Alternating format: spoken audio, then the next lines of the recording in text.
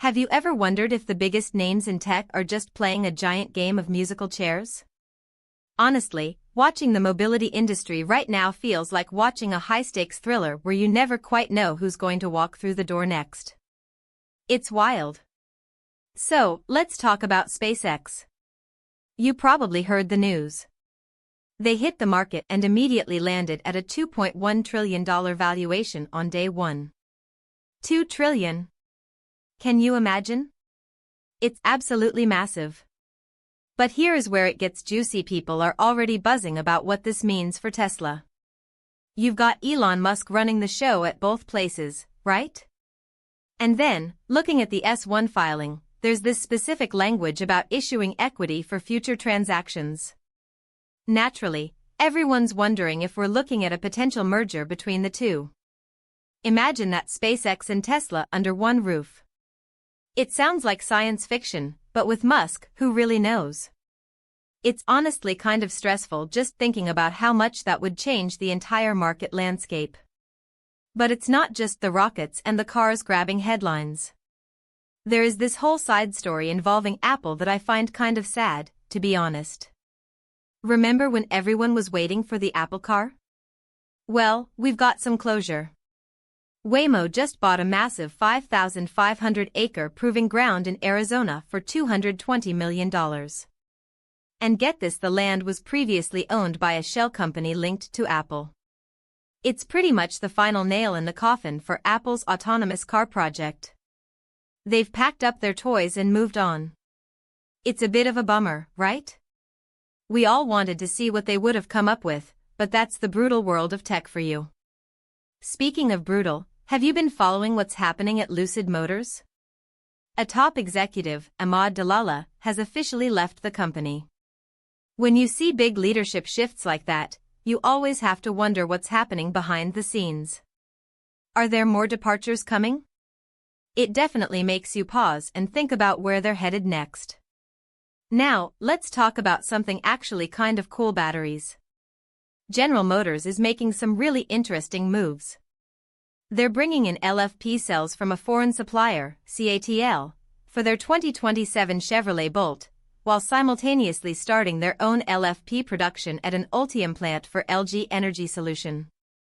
They aren't stopping there either. They're even working with Peak Energy on sodium-ion battery chemistry for grid-scale storage. It's all about powering those massive AI data centers and the grid. It's kind of funny to think that our future tech is going to rely so heavily on these big energy storage systems, isn't it? Like, we're all obsessed with the software, but without the batteries, none of it even works. And if you're a fan of the ride-sharing world, things are shifting fast. Waymo just launched a new loyalty program called Waymo Premier for $30 a month. It's clearly their way of trying to get people hooked on robotaxis. Meanwhile, Rivian is finally getting their R2 SUVs into customer hands.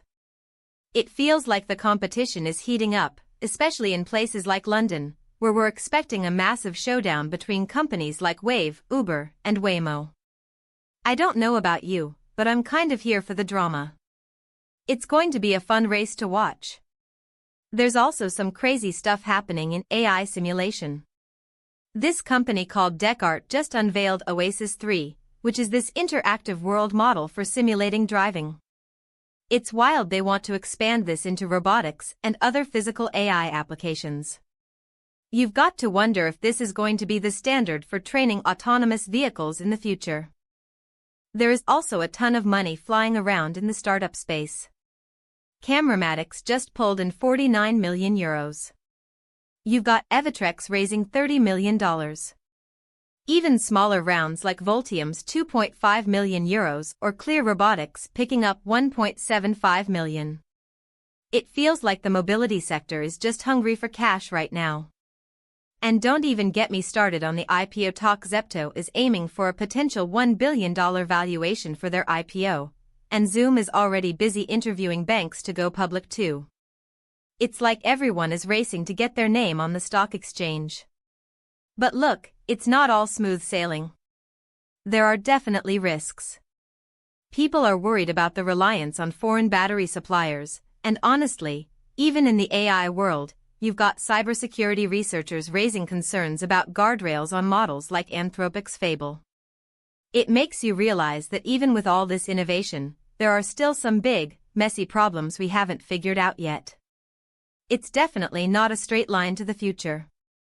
So, where does this leave us? Industry analysts expect we're going to see a lot more consolidation.